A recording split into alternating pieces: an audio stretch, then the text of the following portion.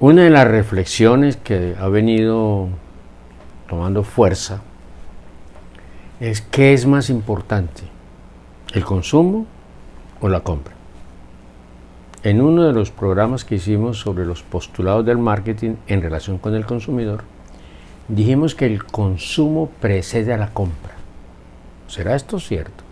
¿Y cuáles son los argumentos que hay detrás para afirmar la trascendencia que tiene el consumo sobre la compra? Ese es el tema que abordaremos en nuestro programa de hoy. Soy Dagoberto Páramo Morales y este es Marketing y Sociedad, donde lo cotidiano refleja lo que somos.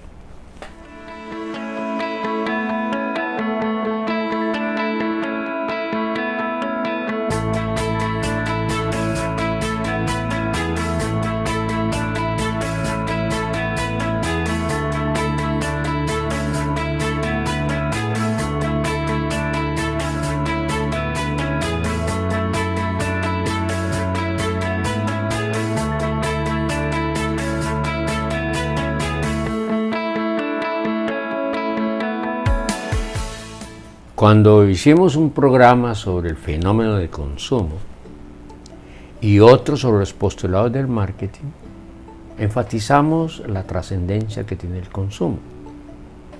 Y dijimos también que el consumo precede a la compra, sea esta ocasional o repetitiva. ¿Será así?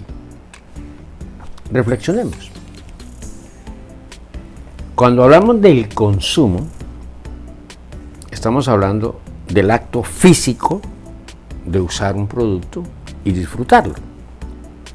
Hemos venido diciendo en este programa que el consumidor es quien disfruta, quien goza, quien se deleita con un producto. El consumidor es la persona que usa el celular, la persona que usa el computador, la mamá que usa las ollas en la cocina, el niño que usa el lápiz para escribir. Él es el consumidor.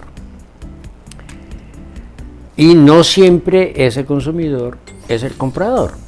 Si estamos hablando del niño, por supuesto, el niño no compra.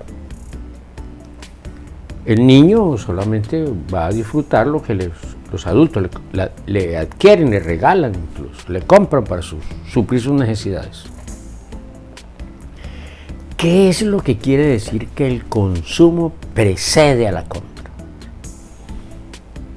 Veamos.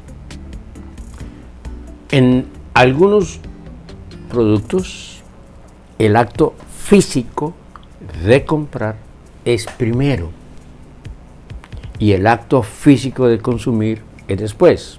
Eso sería una contradicción con lo que acabo de afirmar. Pero pensemos lo siguiente, y como ejemplo, usted llega a un restaurante de comida rápida, usted espera que será atendido, hay una señorita detrás de una caja registradora, usted hace una fila, o una cola como decimos en algunas partes, espera que lo atiendan, compra primero, paga primero, y después de que paga, espera unos minutos, le entregan los productos, usted se desplaza a una mesa, a un sitio y consume. Digamos que ahí, físicamente hablando, se contradiría el postulado.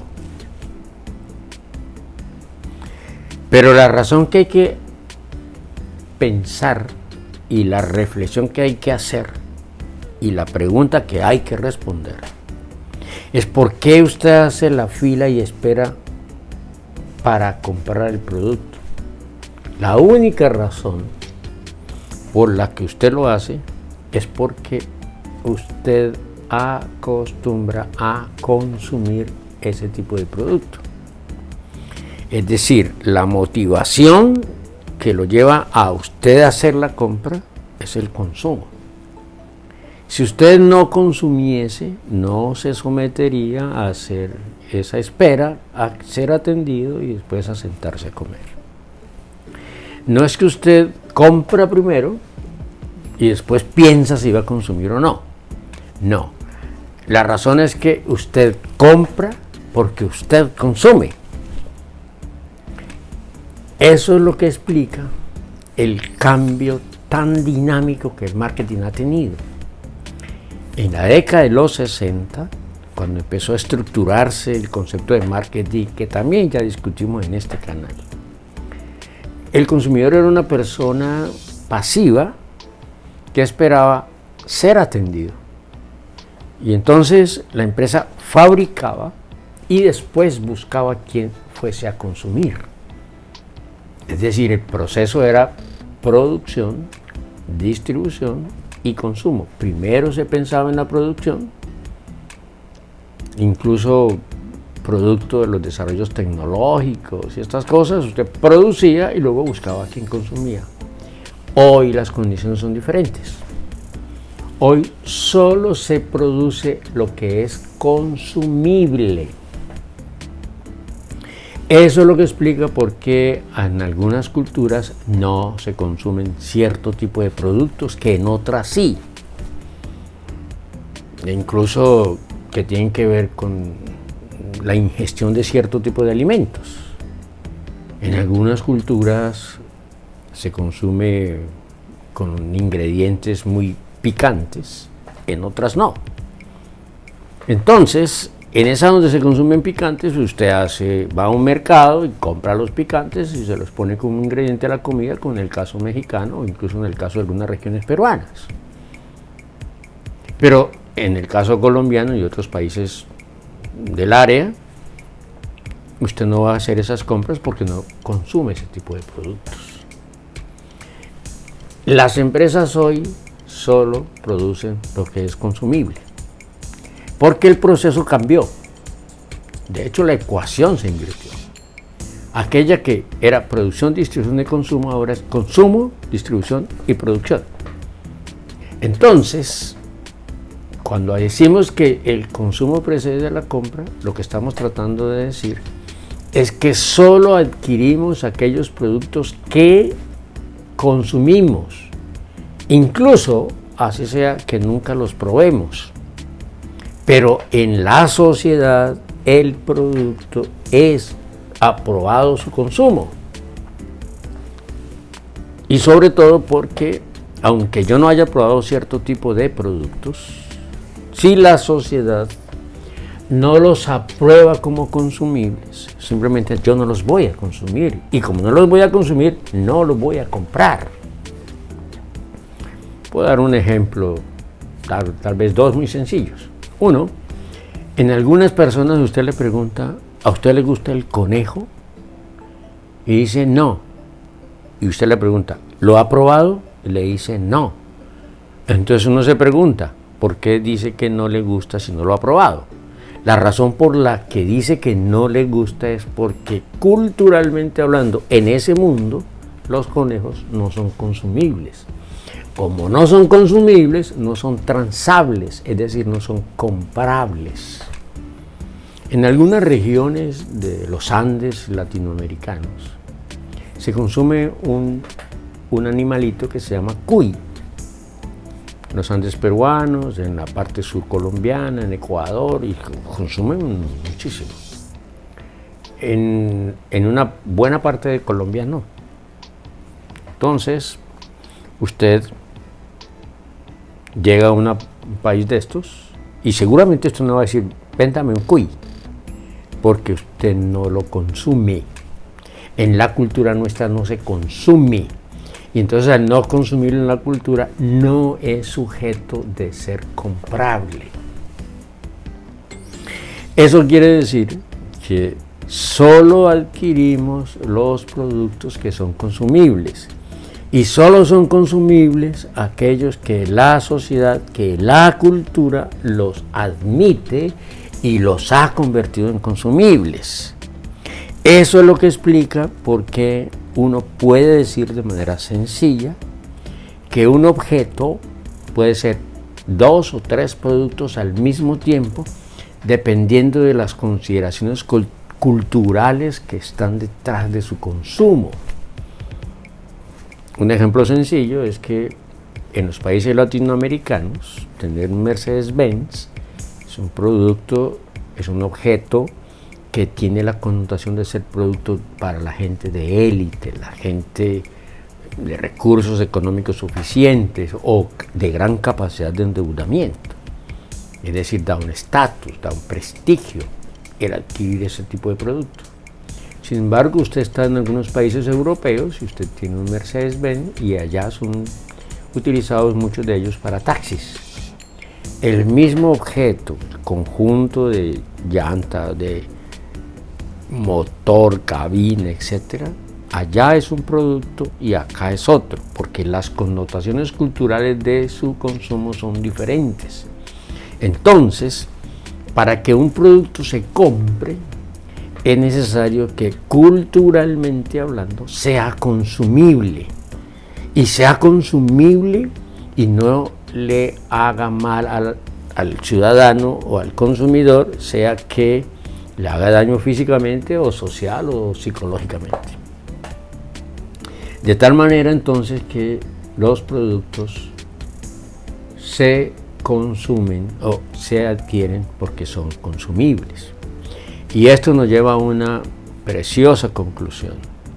Es que el marketing debe trabajar sobre los hábitos de consumo y no tanto en los hábitos de compra, porque los hábitos de compra son pasajeros, son transitorios, muchos de ellos son efímeros, producto de una promoción de ventas, etc. Pero los hábitos de consumo que se mantienen en el tiempo, y si esos hábitos se han convertido en costumbres, los hábitos son individuales, las costumbres son colectivas, entonces si esos hábitos se conservan en el tiempo, va a hacer que las compras se repitan.